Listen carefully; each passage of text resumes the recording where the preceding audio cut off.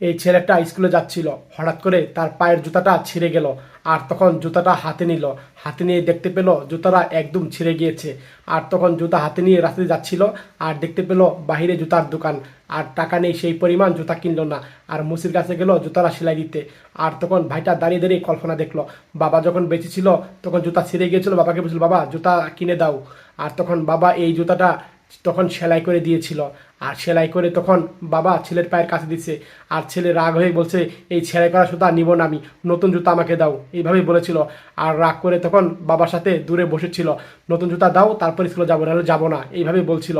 আর বাবা তখন তার কাছে সেই পরিমাণ অর্থ ছিল না। আর তখন ছেলে বুঝতে পারলো, আর এই ছেলে এই টাকা দিয়ে তখন কি জুতা সেলাই করা টাকাটা দিল।